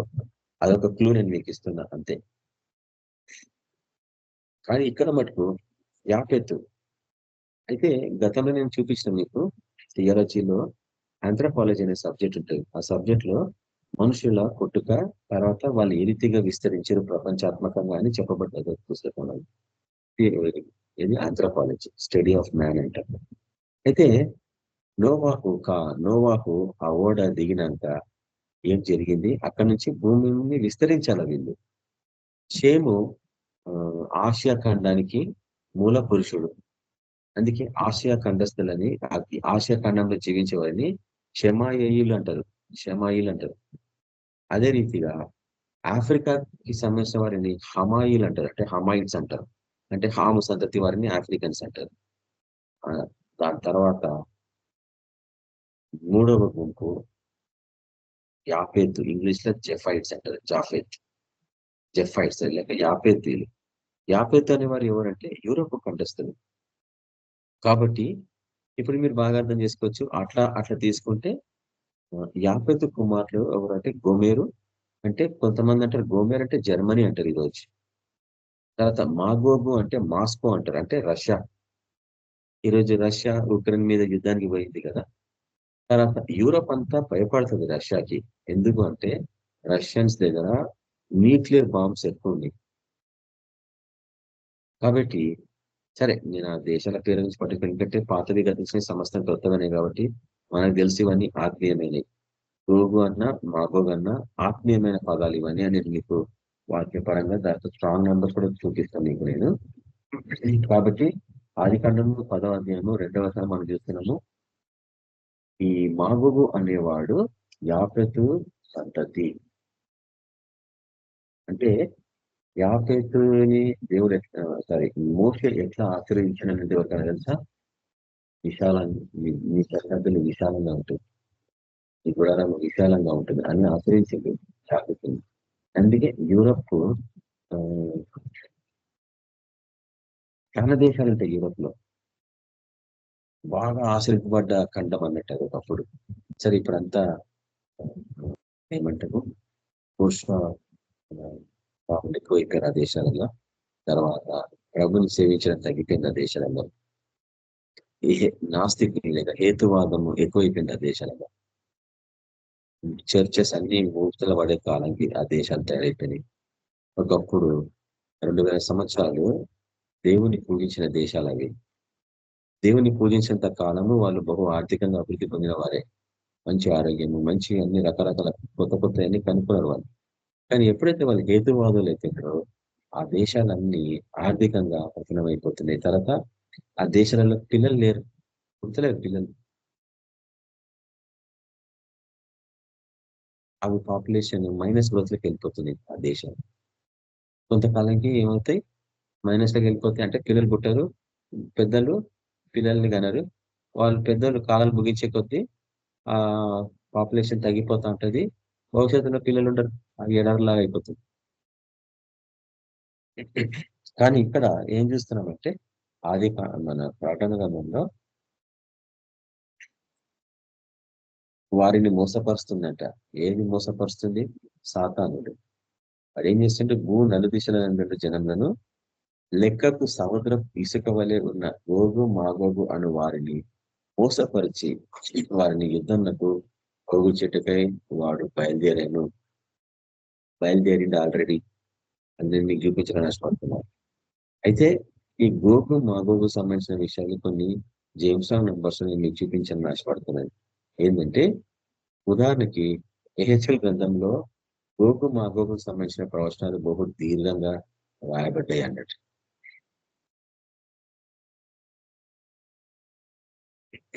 అదేంటంటే ఎహెచ్ఎల్ గ్రంథంలో ఈరోజు కేవలం మీకు ఉపోద్ఘాతం వీటి పరిచయం చేస్తున్నా, వచ్చే వారం నుంచి బహు దీర్ఘంగా మనం చూస్తాం. 2 అధ్యాయాలు ఎహెచ్ఎల్ గ్రంథము 2 అధ్యాయాలు ఈ గోగు మాగోగులకు సంబంధించిన విషయాలు రాయబడ్డాయి. అదేంటంటే ఎహెచ్ఎల్ గ్రంథము 38వ అధ్యాయము 39వ అధ్యాయము. వీళ్ళంతా ప్రపంచాత్మకంగా యుద్ధానికి మనుషులను పోగు చేసుకుంటున్నారు. ఎవరు చేశారు? సైతానుడే చేస్తుండ్రు. వీళ్ళు అంటే ప్రపంచం అంతటా వీళ్ళు ఉన్నారనే విషయం ఆ వాక్యం జ్ఞాపకం చేస్తుంది. చూడండి మరోసారి ప్రకటన గ్రంథము 20వ అధ్యాయము 8వ వచనం నుంచి భూమి నలుదిశలను యందు జనములను, అంటే లెక్కకు సముద్రపు ఇసుక వలె ఉన్న వీళ్ళు. ఎవరు వీళ్ళు?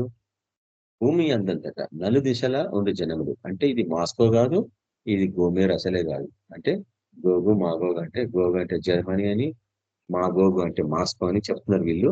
ఇప్పుడు ఈ మతస్థులు ఈ రోజు కామెంట్రీస్ అలా అట్లనే కనిపిస్తుంది. కానీ ఏ రూపకంగా ఈ రెండు దేశాలకు సంబంధించింది కాదు. ఎందుకు?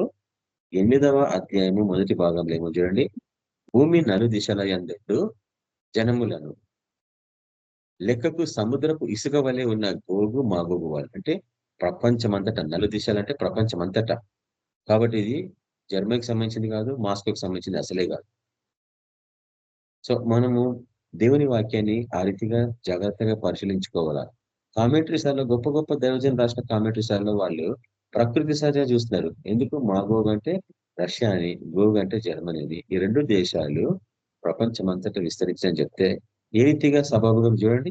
8వ వచనం, భూమి నలు దిశల యందుండు జనములను లెక్కకు సముద్రపు ఇసుక వలె ఉన్న గోగు మాగోగు అను వారిని మోసపరిచి వారిని యుద్ధంనకు పోగు చేయుటకై వాడు బయలుదేరును.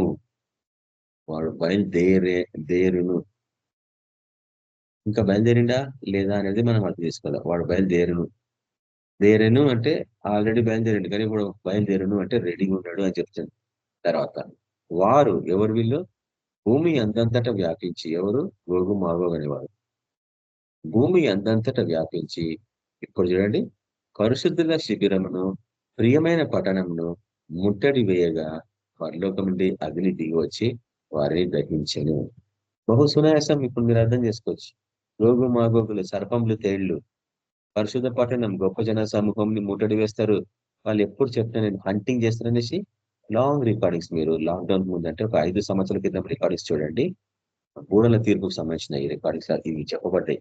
ఏంటంటే సర్పంలు, తేళ్లు ఎట్లా నిఘా వేసి గొప్ప జనాన్ని బంధించుకొని మరణానికి అప్పగిస్తారని నేను చూపించిన. కాబట్టి ఇక్కడ కూడా అదే చూపబడుతుంది. సైతాను ఒక పెద్ద గుంపు వేగవి సర్పంలు తేలని వాడిని ఆధీనంలో వాడుకుంటున్నాడు. వాడేం చేస్తున్నాడు? వీళ్ళని వాడుకొని వీళ్ళని గొప్ప జనం మీదకి యుద్ధానికి బయలుదేరిపించాడు. వీళ్ళని వారు భూమి అందంట వ్యాపించారు. ఎవరు? గోగు మాగోగు. కాబట్టి ఈ రెండు దేశాలు కావని మరోసారి రుజువుపరుస్తున్నారు. వారు భూమి అందంతటా వ్యాపించి పరిశుద్ధుల శిబిరమును ప్రియమైన పట్టణంను ముట్టడి వేయగా పరలోకం నుండి అగ్ని దిగి వచ్చి వారిని దహించాను. నేను మీకు ఎన్నిసార్లు ఈ విషయాలు చూపించిన. ఏంటంటే ఫస్ట్ గొప్ప జన సమూహం అంతా హస్తసాక్షులు అవుతారు. దాని తర్వాత సర్పంల తేళ్లకు తీర్పు. కాబట్టి ఇక్కడ మనం చూస్తుంది అదే.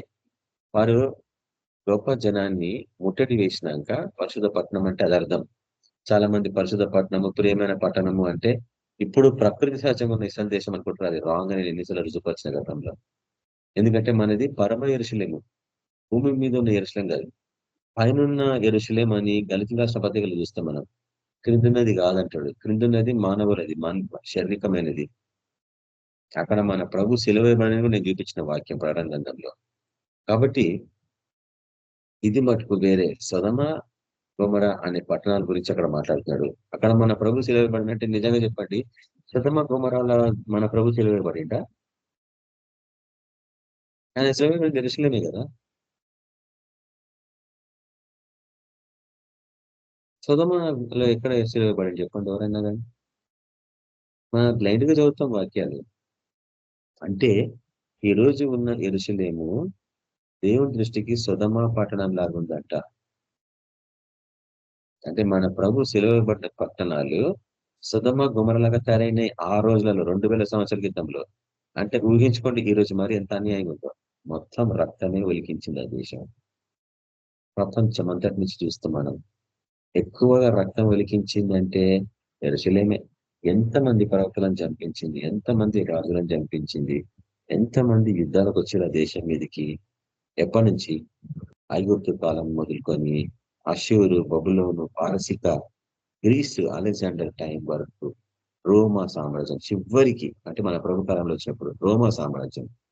ఈ రాజ్యాలన్నీ ఇంత చిన్న పట్టణమైన ఇశ్రాయేల్ దేశం మీద, యెరూషలేం మీదనే అటాక్ చేస్తే ఎంతమంది చనిపోయిన రోజుల్లో. కానీ ఇప్పుడు అది ప్రకృతి సహజంగా మారిపోయింది. పాతవి గతించినాయి. కాబట్టి పరిశుద్ధ పట్టణం ఎవరంటే పరమ యెరూషలేం. అంటే దేవుని బిడ్డలు, గొప్ప జన సమూహం. వీళ్ళు గొప్ప జన సమూహాన్ని ముట్టడి వేసిండ్రు, హంటింగ్ చేశారని చూపించిన వాక్యం ఒకసారి నేను చేసి వాళ్ళందరినీ ఇస్కరియోతు యూదా ఎట్లయితే పట్టించిండో అట్లా సైనికుల ద్వారా వీళ్ళ పట్టే తీసుకొని పోతారు అన్నట్టు బంధించుకొని. తర్వాత వాళ్ళ మీద మరణం తీర్పు ఉంటుంది అన్నట్టు. అట్లా గొప్ప జనాన్ని మీరు ముట్టడి వేసి చంపుతుంటే దేవుడు ఏం చేస్తుంటే చివరికి వారి మీదకి దేవునికి అగ్ని దిగి వచ్చి వారిని దహించి వేస్తుంది. తర్వాత 10వ వచనంకి వచ్చేటప్పటికి వారిని మోసపరిచిన అపవాది, అంటే ఈ గోగు మాగోగు అనే 2 గుంపులు అవి, ఒకటి సర్పము, ఒకటి తేళ్ల గుంపు. ఈ గుంపులని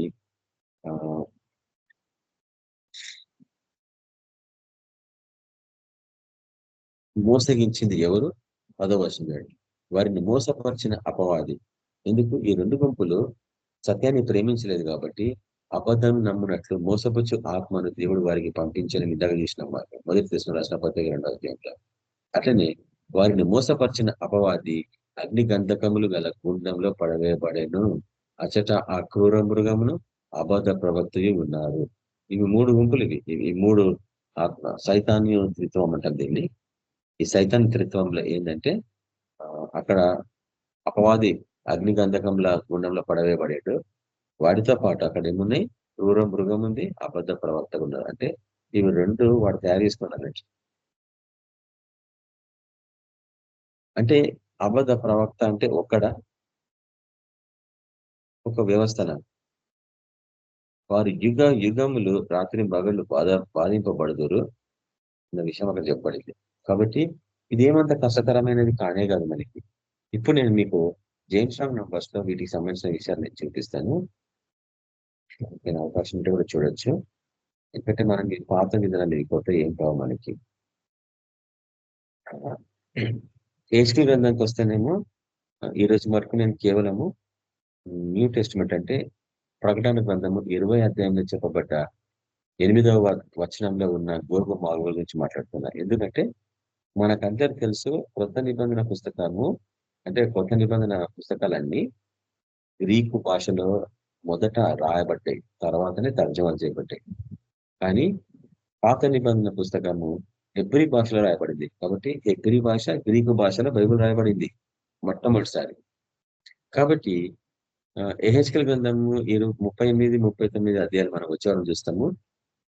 అది పాత నిబంధన పుస్తకం కాబట్టి హెబ్రీ భాషలో రాయబడింది. కాబట్టి స్ట్రాంగ్ నంబర్స్ హెచ్తో స్టార్ట్ అవుతాయి.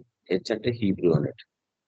కాబట్టి పాత నిబంధన పుస్తకాల పదాల అర్థం చేసుకోవాలంటే జేమ్స్ స్ట్రాంగ్ నంబర్స్ డిక్షనరీలో లెక్సికన్ అంటాం దాన్ని. దాంట్లో అది హెచ్తో స్టార్ట్ అవుతుంది అన్నట్టు. కానీ ఈరోజు నీకు గ్రీకు భాషలో ఇక్కడ మనం చదువుతున్న ప్రకటన గ్రంథం 20వ అధ్యాయం 8వ వచనం కాబట్టి అది జీతో స్టార్ట్ అవుతుంది. హెచ్ కాకుండా జీ నంబర్తో స్టార్ట్ అవుతుంది. వచ్చే వారం నేనేం చేస్తాను, జే నంబర్ కి హెచ్ నంబర్ కి సంబంధించిన ఆ విషయాలు నేను మీకు చూపిస్తూ మీరు ఆశ్చర్యపోతారు. చూడండి, జీ అది మన గోగ్ అంటే జీ 1136. 1136 అంటే ఏంటంటే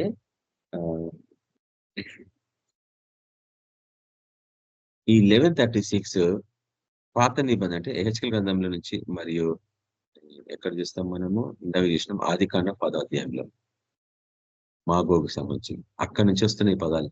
అయితే పాత నిబంధన అంటే యెహెజ్కేలు గ్రంథం చూస్తేనేమో H1463 నేను అక్కడ రాసుకుంటున్నాను ఇట్లా H1463. కొత్త నిబంధనకు వచ్చేప్పటికి G1136. కాబట్టి గోగు అనేది ఏంటంటే H1463, G1136 లో గాగ్ అంటే a symbolic name for some future antichrist. అంటే ఉపమాన రీతిగా గోగ్ అనేవాడు ఎవరంటే భవిష్యత్తులో ఉండబోయే ఒక అంత్యక్రీస్తు అని చెప్పబడుతుంది ఇక్కడ. అదే రీతిగా మన H111463లో ఏం చూస్తున్నాం అంటే H1463లో of uncertain derivation Gog the name of an Israelite also of some northern nation అని రాయబడింది ఇక్కడ. సరే, అక్కడికి ఎంత బ్రీఫ్ గా రాయబడింది అంటే అంత డీటెయిల్ గా చూపిస్తలేడు. కానీ జేమ్స్ స్ట్రాంగ్ నంబర్స్ డీటెయిల్డ్ డిక్షనరీలో నేను వాటిని జమ చేసి మీకు చూపిస్తాను వచ్చే వారము. అయితే గోగ్ అనేవాడు యాపేతు మనమడు అని ఇందాక నేను చూపించింది. సారీ, మాగోగ్ అనేవాడు. మాగోగ్ అనేవాడు యాపెతు మనమడు. అంటే ఇక్కడ మటుకు గోగ్ అంటే అంత్యక్రీస్తు అని రాయబడింది ఇక్కడ. అంటే అంత్యక్రీస్తు కూడా మోసగాడు అని అర్థం. వాడు మోసం ప్రకటిస్తా ఉన్నాడు అన్న విషయాన్ని అక్కడ జ్ఞాపడింది. ఇప్పుడు మాగోగు చూస్తున్నా చూడండి. Magog James strong numbers G3098. తర్వాత హీబ్రూ భాషది కూడా నేను చూపిస్తా. G3098 అంటే మాగోగు అంటే a foreign nation that is an anti Christian party అంట. అంటే యేసు ప్రభుకి వ్యతిరేకంగా ఉండే దేశం ఇది అంట. మీరు చెప్పండి, ఎన్ని దేశాలు యేసు ప్రభుకి వ్యతిరేకంగా? మనది కూడా ఉంది కదా, మన దేశం యేసు ప్రభుకి వ్యతిరేకమే కదా. మొత్తం అరబ్ కంట్రీస్ అన్ని దానికి మన ప్రభు నామానికి వ్యతిరేకమే. ఇప్పుడు యూరోప్ అంతా ఆయన నామానికి వ్యతిరేకమైపోయింది. మనం అనుకుంటున్నాం, మీరు అనుకుంటున్నారా యునైటెడ్ స్టేట్స్ ఆఫ్ అమెరికా యేసు ప్రభుకి అనుగుణంగా ఉందని? ఆ దేశానికి ఎన్ని అవకాశాలు ఇచ్చినా అది మార్పు చెందనిదిగా అనిపిస్తుంటది మనకి ఈ రోజుకి కూడా. అయినా కానీ అందరూ అడిగే పోవాలనుకుంటారు. అది వాళ్ళ ఇష్టము, ఎవరి జీవితానికి వాళ్ళే లెక్క చెప్పుకోవాలి కాబట్టి. కాబట్టి H144031 లో ఏముందంటే మాగోగ్ అంటే son of Japheth, also a barbarian northern region. ఇప్పుడు 2 క్లూస్ ఇచ్చిండు ఇక్కడ. H4031 మాగోగు అంటే యాపెతు కుమారునికి చెప్పబడేది, సన్ ఆఫ్ యాపెత్ అని ఒకటి ఉంది. తర్వాత ఇంకోటి ఏముందంటే ఏ బార్బేరియస్ నార్దర్న్ నేషన్ అంటే ఆ రీజన్. అంటే బార్బేరియస్ అంటే బహు క్రూరులు అన్నట్టు, ప్రేమ జాలి దయ లేనివారు, నరమాంస భక్షకులు అన్నట్టు వీళ్ళు బార్బేరియన్స్. కాబట్టి బార్బేరియన్స్ ఆఫ్ నార్దర్న్ రీజన్, ఉత్తర దిక్కున ఉండే నరమాంస భక్షకులు వీళ్ళు అని అర్థం. ఇప్పుడు చెప్పండి, ఇప్పుడు మీకు సునాసంగా అర్థమైపోతుంది. గోగు అంటే ఇందాక చూసినాం ఏంది? గోగు అంటే అంత్యక్రీస్తు. మాగోగు అంటే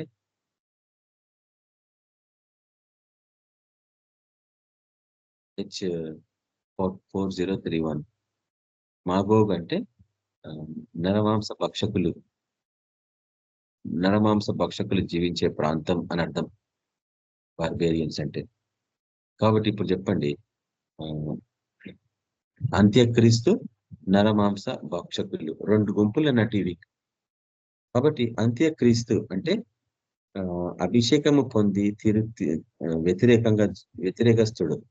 అంటే క్రీస్తు అంటే అభిషేకం పొందినవాడు, అంత్యక్రీస్తు అంటే అభిషేకం పొంది దేవునికి యాంటీ అయినవాడు లేక వ్యతిరేకంగా అయినవాడు. యాంటీ అంటే వ్యతిరేకం, బట్ యాంటీ క్రైస్ట్ అంటే క్రైస్ట్కి వ్యతిరేకం. ఎవరు చెప్పండి? సర్పమే కదా మొదటి నుంచి. కాబట్టి సర్పము సర్ప సంతానము, మాగోగు సర్ప సంతానం అట్లా అర్థం చేసుకోవాలి ఇప్పుడు. కాబట్టి గోగు అంటే సర్పము, మాగోగు అంటే సర్ప సంతానం. అవి తేళ్లు కదా. ఎందుకంటే తేళ్లు, మాగోగు అంటే ఇక్కడ ఏముంది? నరమాంస భక్షకులు అంటే చంపుకొని పొడుచుకొని కోసుకొని తినేటోళ్ళు అన్నట్టు. కాబట్టి చంపడము పొడవడము కోసుకోవడం అంటే తేళ్లు అన్నట్టు అవి. కాబట్టి సర్పములు తేళ్లు ఏం చేస్తున్నాయి? గొప్ప జనాన్ని సమకూర్చుకుంటున్నాయి దేవునికి విరుద్ధంగా. ఇది ఆత్మీయమైన యుద్ధం అని మనం అర్థం చేసుకోవాలా. కానీ మనం ఏం చేస్తున్నామంటే ఎక్కడ పోయినా కానీ నువ్వు అనవసరంగా దుష్టుని చేతిలో బంధించబడ్డావు, నేను ఇక్కడికి వచ్చిందే మీకు విమర్శన ప్రకటించిన కోరిక యేసుప్రభువు వచ్చిండు, మరి మనం ఆయన పక్షంగా ఉన్న మనం కూడా అదే చేయాలి కదా. మాగోగుల వారి చేతుల నుంచి గొప్ప జనాన్ని విడిపించుకోవడం కొరకు మనం ఇక్కడ ఉన్నామన్నట్టు ఈ లోకంలో మనకు అనుగ్రహించబడ్డ పని ముఖ్యంగా అదే అన్నట్టు. కాబట్టి మాగోగు సంబంధించిన విషయాలు ఇప్పుడు మనం కొన్ని చూస్తా ఉన్నాము. మొదటిదిగా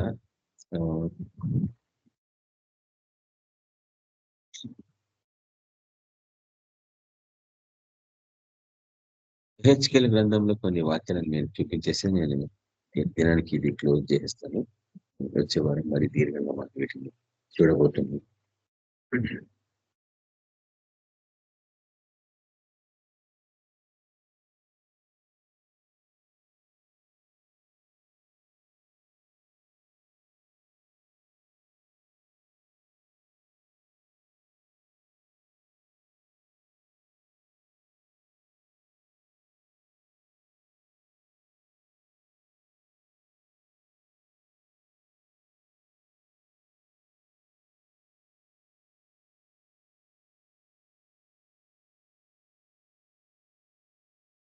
జస్ట్ మీకు ఒక క్లూ లాగా ఇచ్చేసి నేను ముగించేస్తాను. హెచ్కెల్ గ్రంథము 38వ అధ్యాయం.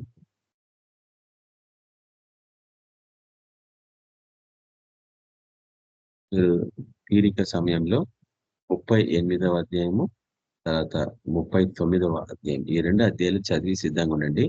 వచ్చే వారము వీటిని నేను మీకు ఓపెన్ అప్ చేస్తాను. అప్పుడు మీరు వీటిని చూసి ఆశ్చర్యపోతారు. ఈ గుంపులు ఎవరన్నాడు, ఎందుకు వీళ్ళని మోసగించండి సైతానుడు ప్రపంచం అంతటా. చూడండి, హెచ్కెల్ గ్రంథము 38వ అధ్యాయంలో హెచ్కెల్ కలిగిన దర్శనం ఇది. ఏంటిది? మరియు యెహోవాకు నాకు ప్రత్యక్షమై ఇలాగ సెలవిచ్చింది, నరపుత్రుడా, మాగోగు దేశపు వాడకు గోగు అనగా రోషునకును మెషకునకును తూబాలుకును అధిపతి అయిన వాని తట్టు అభిముఖుడవై అతని గూర్చి ఈ మాట ఎత్తి ప్రవచించము. అంటే ఇక్కడ ఒక క్లూ ఉంది. ఏంటంటే మాగోగు దేశపు వాడకు గోగు అంటే, గోగు అంటే అంత్యక్రీస్తు ఇలాగా మనం చూసినాము.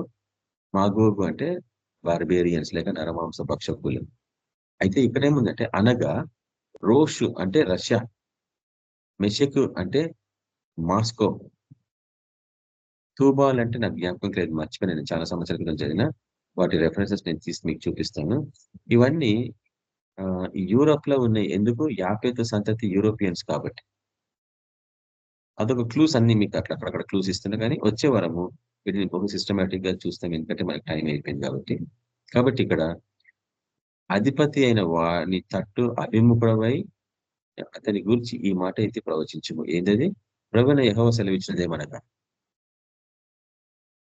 రోషునకును మెషకునకును తూబాలునకును అధిపతి యగు గోగు నేను నీకు విరోధి అయ్యున్నాను.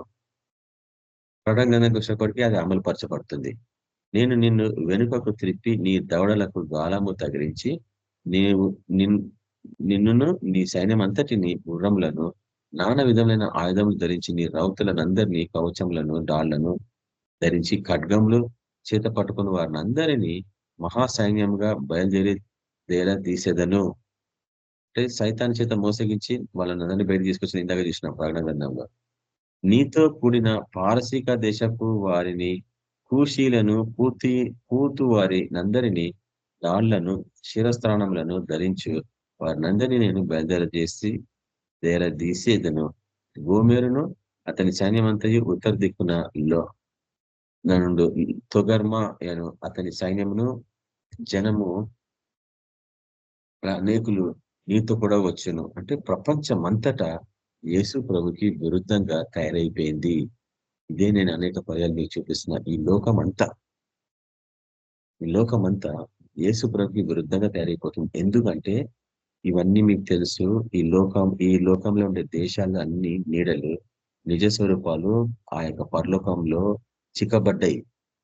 సైతాను పథకాలలో చిక్కబడ్డాయి అని చెప్పిన. ఎందుకు? పరలోకమే ఎన్నో లెవెల్స్ అలా ఉంది అని. కాబట్టి అక్కడ రకరకాల సిస్టంలో, దేవుని సృష్టిలో రకరకాల జీవరాశులు అక్కడ ఉన్నాయి అన్న విషయం నేను మీకు అనేక పర్యాలు చూపిస్తూ ఉంటాను. అయితే ఇవన్నీ దుష్ట శక్తులు ప్రతి దేశాన్ని వాడి ఆధీనంలో తీసుకుంటే ద్వితీయోపదేశకాండాల కోసం కొంతకాలం కీర్తన నేను చూపించిన. కాబట్టి ఇప్పుడు ఇవన్నీ యేసు ప్రభుకి విరుద్ధంగానే, అంటే మీరు ఊహించుకోవాలి, ఇప్పుడు యేసు ప్రభుకి విరుద్ధంగానే అంటే దేవుని బిడ్డలకి, ఉపజనాన్ని వాళ్ళు ముట్టడి వేస్తున్నారు ప్రపంచం అంతటా. నేను ఈరోజు బదులు చెప్తున్నా. నెక్స్ట్ క్రైస్తవులైతే ముట్టడి, చర్చ్ ప్రాపర్టీస్ మీద వాళ్ళ కన్నుబడింది. ఎందుకు? కొన్ని చర్చెస్ కి 100 ఎకరాల భూమి ఉంది, దాన్ని కొట్టేస్తామని. తమవి కాని ఉనికి పట్టులను ఆక్రమించుకునే వాళ్ళు వీళ్ళు. ఎవరు? తేళ్లు.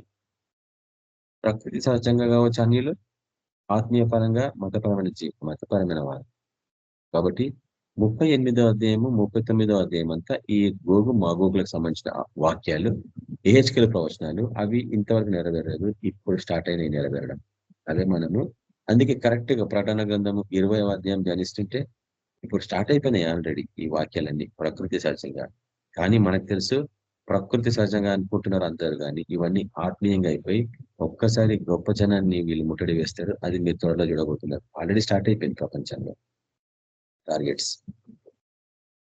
కాబట్టి వీటిని గ్రహించిన మనము ఏ రీతిగా జీవించాలా? ఒకటి ఏంటంటే నీ ప్రార్థనలో నువ్వు గొప్ప జనాన్ని విమోచించుకోగలవు. వాళ్ళు వాడిని ముట్టడి వేసినప్పుడు నువ్వు పోయి వాళ్ళకి చూపించి వాళ్ళకి మార్గం చూపిస్తే వాళ్ళు అక్కడి నుంచి తప్పించుకుంటారు. ఎక్కడికి పోవాలి వాళ్ళు? చివరికి అందరూ కొండలకు పోవాలి. యూదులను వాళ్ళందరూ కొండలకి పారిపోవాలను అని యేసు 24 అధ్యాయంలో చెప్పాడు. కాబట్టి ఎట్లా పారిపోవాలో చెప్పండి? యేసు ప్రభువే ఆ కొండ కదా, ఆయన దగ్గర పారిపోవాలా. ఈ రాత్రి ఈ విషయాన్ని నువ్వు గ్రహించాలా. ఏ రీతిగా నేను యేసు అనే కొండ దగ్గరికి పారిపోవాలి. నా కొండ కోట నీవే, నా దాగు చోటు నీవే అని పాట పాడుతున్నావు. కాబట్టి ఆయన దగ్గరికి నువ్వు పోయినప్పుడు ఆయన కాపుదలలో ఉంటే ఈ మోసపుచ్చు ఆత్మలు నీ దగ్గరికి రానియడు దేవుడు. సత్యాన్ని ప్రేమించే అందరికి మోసపుచ్చు ఆత్మ రాలేదు.